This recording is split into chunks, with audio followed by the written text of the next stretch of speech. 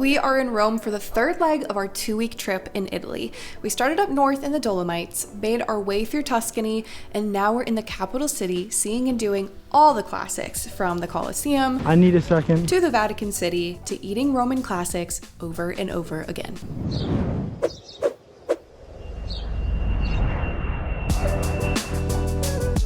It is what, 9:30? Yeah. Our trains got a little delayed, and it was we walked around the train station for a little bit when we got here, figuring out how to get out.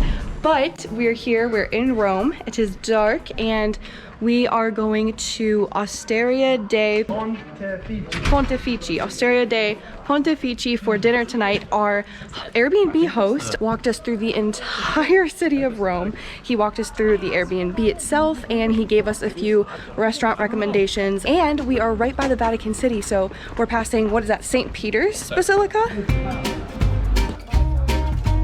We got here and this place is so homey. I don't think there's a single table that actually speaks anything other than Italian. And then they brought us bread and we got some white wine. And then they just brought us some vegetables on the house, I guess. I ordered obviously the carbonara. We're first night in Rome. arrivederci. You got the amatriciana. It's like carbonara, but replace the egg with red sauce. The carbonara, of course. Ah, the carbonara. When in Rome. Oh, and he got a salad. I'm the only one that's different. Will we get second pasta? Maybe that was your salad. Maybe. Did you guys eat my salad? Do you think that was your salad? No. I have been waiting my whole life to have this moment in Rome, to have carbonara in Rome. Cheers to the first. That's amazing. The perfect amount of saltiness. Oh my gosh, the egg in there just really makes it creamy. I'm gonna do one more bite. Oh, I didn't even get the guanciale in the first bite. Oh, that is fantastic. I'm trying Josh's, and Josh just said, sorry, yours didn't taste like that. I get it. That is a good carbonara. Oh my god. That's the best red sauce I've ever had. Really? You would like that. Anybody else want to try this? It tastes like SpaghettiOs. You want to try this? SpaghettiOs? Don't give me too much. Oh yeah. I just want a little bit of sauce. Why is it so good? Earlier I definitely said that he brought us a salad on the house, and then they just brought us some vegetables on the house, and it was definitely the salad that Josh ordered, and we all definitely ate it. It was the best salad I've ever had. This carbonara is a 10 out of 10. We're ending the night with tiramisu before we go to bed because we gotta get a lot of steps in tomorrow. Josiah didn't let me get my own. I thought you could share. He said, tiramisu? 2? As if we were gonna split, because I was about to order a third pasta. I mean, everything's been wonderful. Another excellent job by the tiramisu chef. We're doing a guess of how many steps we're gonna be making tomorrow. That was so not good. This is the only tiramisu we've had on this trip. Tiramisu, trash. We're taking guesses as to how many steps that we're going to take tomorrow. Mine is 2403. 26,854. I'm gonna go high. I think I'm gonna walk a lot. I'm gonna go 3,076. Well, it's on Josh's watch, so Josiah and I will take less. Josh will have to keep up with us. So I'm gonna guess 28,342. Did I guess wrong? 24? We'll see what happens. Bye. Arrivederci. Every night we go to bed after midnight. I haven't been bloated. Not one bit.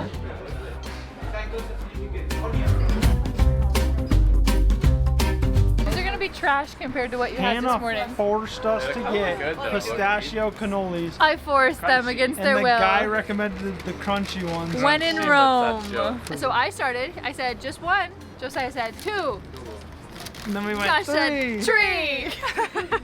Cheers. No, you didn't even cheers it. Yeah. It's so sticky. It's not a cannoli.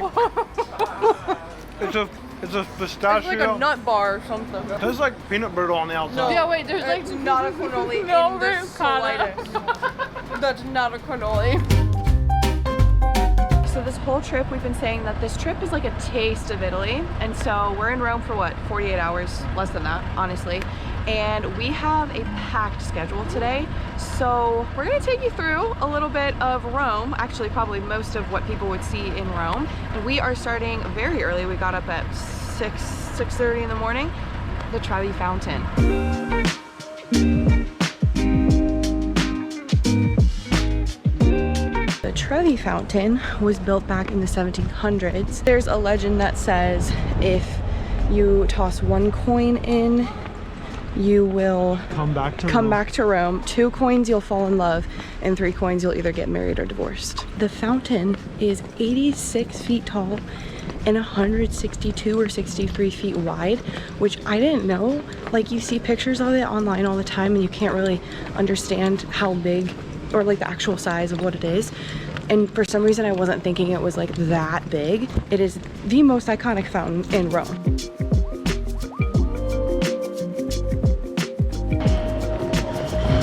Since it's Sunday, we have to factor in that a lot of things are closed, so we are heading towards the Pantheon now, and we stopped at Forno to start off with some pastries to share.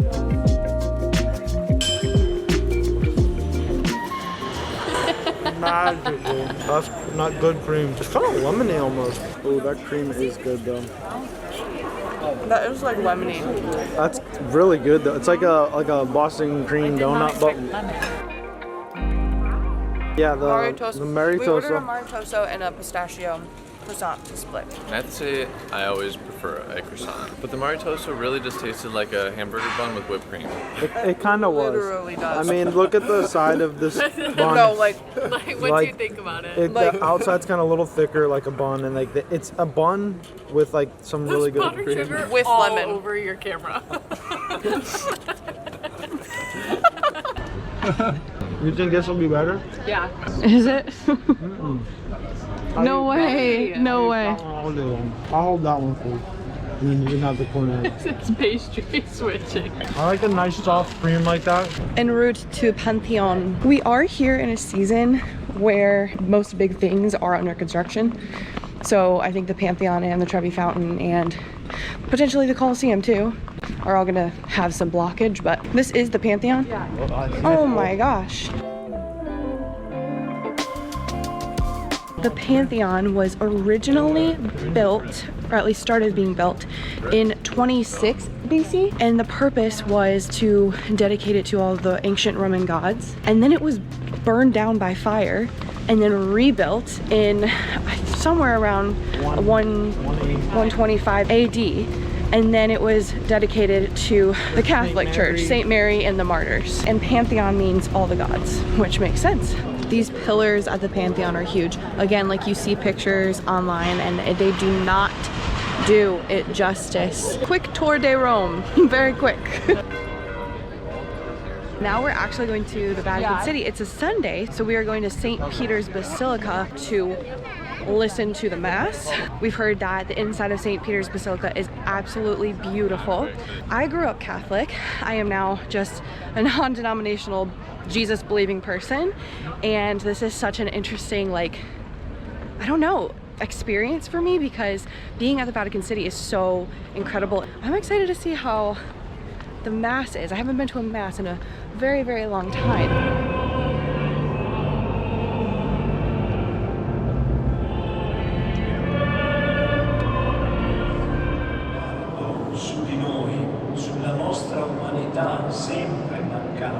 Wow, wow, wow. We just finished the Mass and oh, it was so fascinating. I mean, to hear from the Pope, like it's just so, where are we? What a unique experience. And I'm just like looking around this church the entire time thinking, what detail went into making St. Peter's Basilica?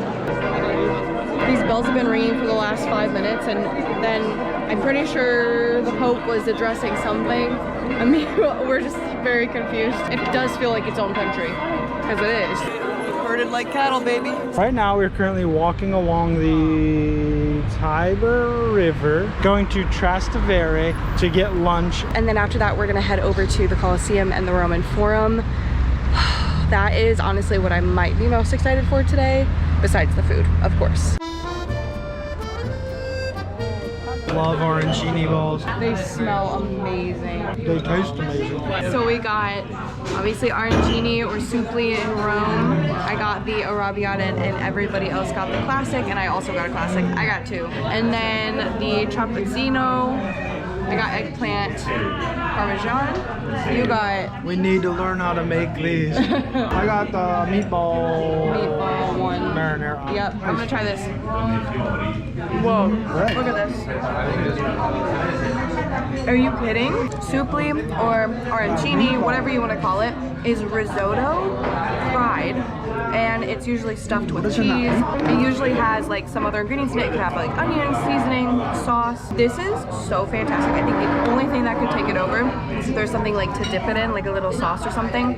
And then the trapizzino, it's literally just like a folded piece of bread stuffed with cheese and ingredients and toppings and yeah, a stuffed pita but Italian. This is so good. It's the perfect little lunch stop before we head to the Roman Forum. How crazy is it that we can say we're on our way to see the Colosseum and Roman Forum? That's crazy. Aw, free water everywhere. We just paid 18 euros per person to get into the Roman Forum, and then that also gives you access to get close up to the Colosseum. These ruins were, like we were talking about, right?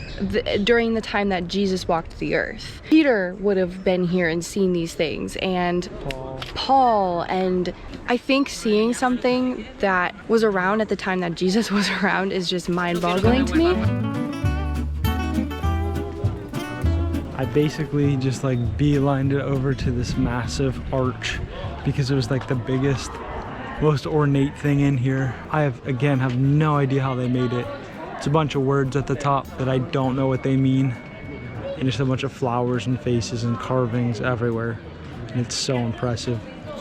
It's just massive. I don't know how they made it. So I'm starting to read about this arch, and there's actually like 3 separate arches / multiple that were around, but 3 that are still like traceable, I guess. Like they were starting to build these back in 36 BC to commemorate different battles and stuff. They'd win a war battles, and then they'd start to build these ornate things to like commemorate some of this stuff. And they're able to be reconstructed partially due to like coins and other things that would have like pictures on them, or what was kind of left standing of them. And it's just so impressive that they were even able to do this in the first place. They were obviously technologically advanced, I feel like, for their time, and just super smart in general. We just got our first glimpse of the Colosseum from far away. Got a jolt of energy. True, we came up over these stairs and the Colosseum was just waiting for us. Oh, it's gonna be so cool. Let's know. get over to it. And you can kind of see it from a distance. There's the Roman Forum. Oh, hold up, Erica. I need a second. Take it all in. Oh, that is not what I was expecting, but I don't know what I was expecting.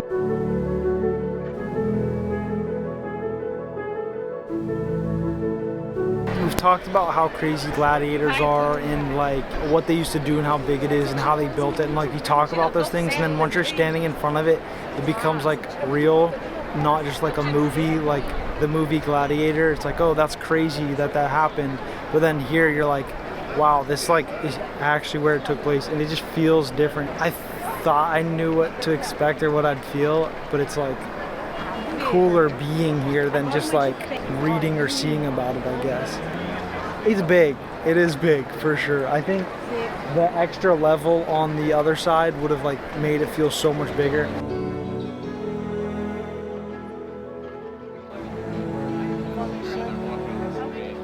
And this was built between 70 and 80 AD, which is older than a good portion of the stuff within the Roman Forum. We walked all the way up to the viewpoint of the entire Roman Forum, including the Colosseum, and this view takes it to the next level. 100% worth the price of admission to see essentially ancient Rome. Like, I'm blown away.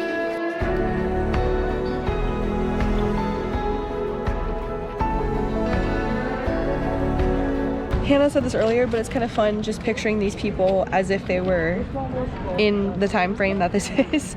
It's just kind of crazy to think about, like, these people just were living their lives in a little community, a little Roman community. I mean, watching people die for fun, you know, to each their own. After the Colosseum, we went to the Scala Sancta, which is essentially the steps that Jesus himself walked on during his trial up to Pontius Pilate.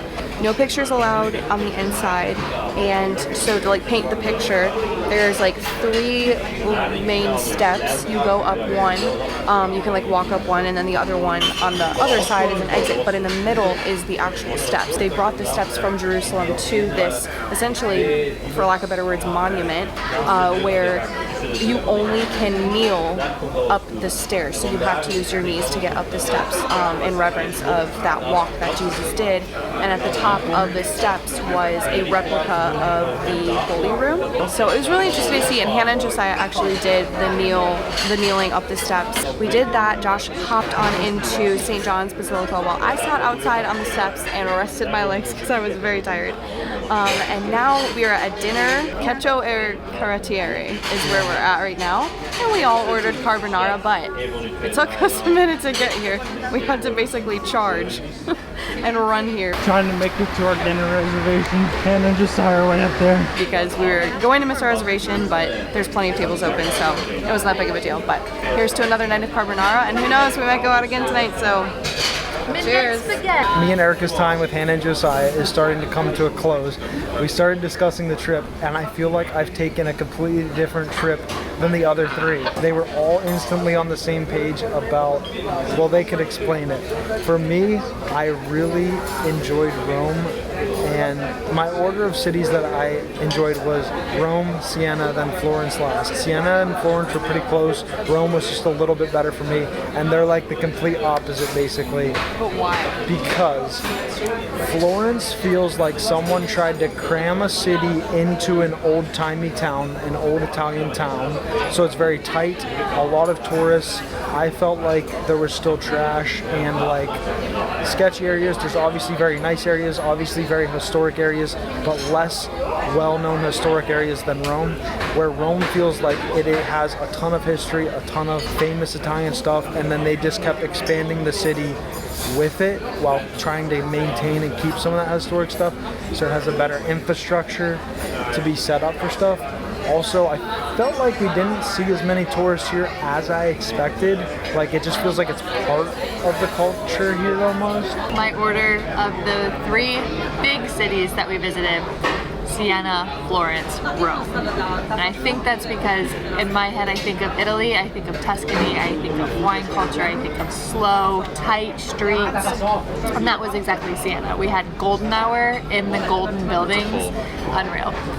Rome was way bigger than I thought. Way. It was like DC, is what it feels like. Totally worth it. Totally worth it. Yes. For the Italian feel I was looking for, Siena, Florence, Rome. My order, also Siena, Florence, Rome. As a general gist, I think there's a lot of nuance within that, because Rome to me felt, like Hannah said, like DC, New York, kind of a mixture of both. Siena, especially at golden hour, I think that felt more like Italy to me, and this felt more like a history book to me in a good, like the best way possible. Another day, another carbonara. Cheers. That is better. I'm sorry. Really? Yeah. I think it is better too. That is better than last night. I like yesterday's meat better. My piece was really, really crunchy so far. I think it was better than last night's too. I like these noodles a lot better. Mine from last night was still better than both of them, so. I like this one because last night's was great. I mean, do not get me wrong, so good, especially that first night. Little But scrambled. I didn't love that the eggs were more scrambled. Yeah. And this is like a creamy sauce, which is how it's like supposed to be made. But So does it taste like mac and cheese? Old hot take. duh. We're gonna go dancing in Trastavere now. And then who knows what's gonna happen. Have you ever seen the rain? Down on a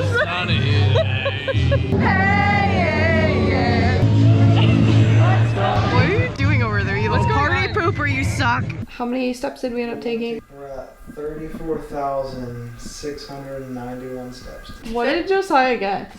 30,000. Sorry? What'd you guess? 30,000? 30,076. 34? That was 10,000 more than you guessed, right?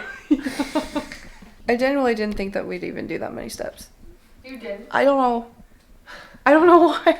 It is our last day in Rome, and sadly our last day with Hannah and Josiah.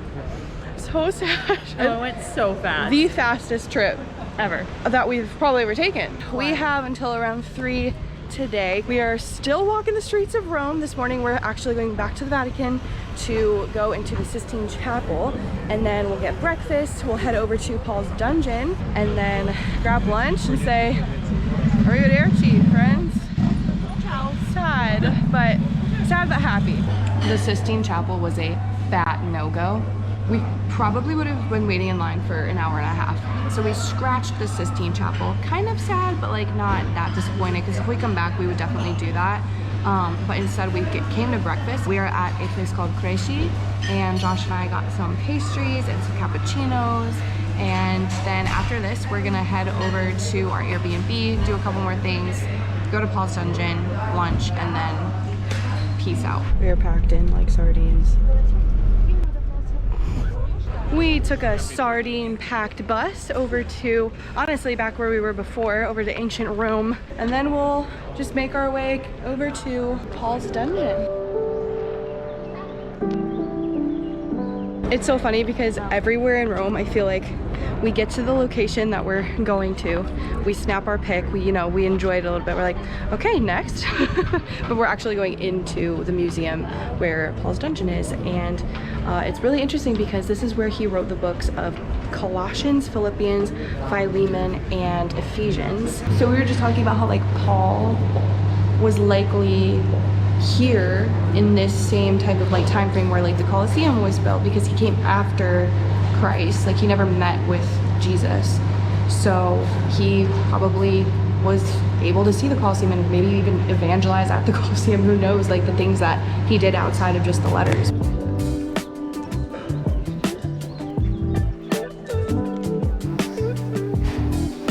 But my thought coming out of that is like being in Rome has really helped me, number one, picture more, just scratching the surface of like what biblical times were like. But number two, it's also helping me ask questions. Like we were walking through this museum dungeon thinking like, what did he eat? Did he have water to drink? How did he get down there? Like, how was he able to write in these conditions the 4 books that he wrote?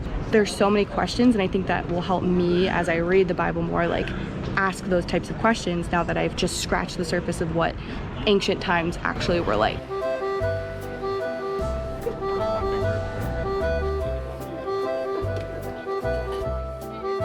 We are finally at Enzo. I have been saying this whole time that I'm going to be ordering 2 pastas at some point, and I did. I got the cacio e pepe and the carbonara. Josh got the amatriciana again, and then 2 more carbonaras for Hannah and Josiah. This is our last meal together before we go to the train station, so it's also special because we're sitting outside. Here's to our last carbonara before Josh and I head to part 4 out of 6 of our trip, and then Hannah and Josiah head to their second to last part of their trip.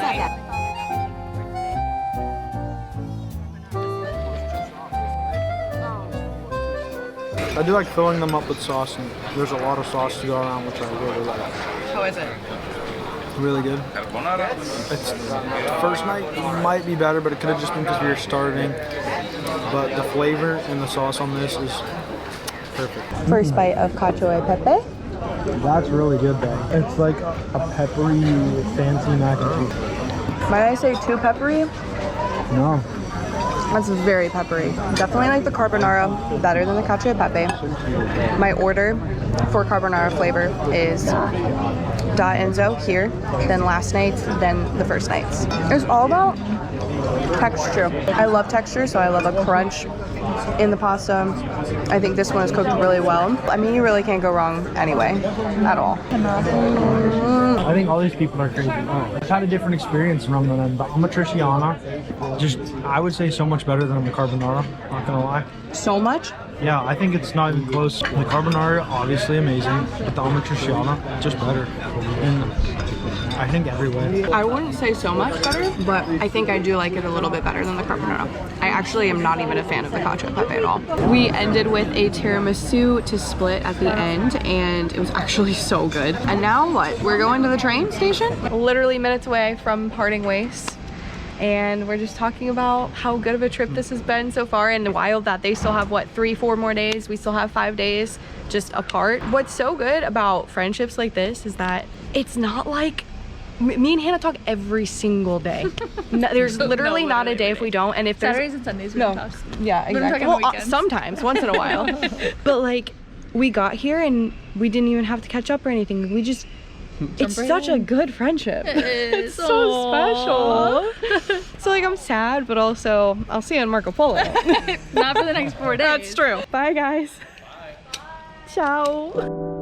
We have said goodbye to Hannah and Josiah. It is the softest prosciutto. I feel like I'm walking into a national park right now. You can taste only the crystals. We made about an hour drive to Bologna. Out of all the places that we've been and visited in Italy, Modena is the place that I would actually live.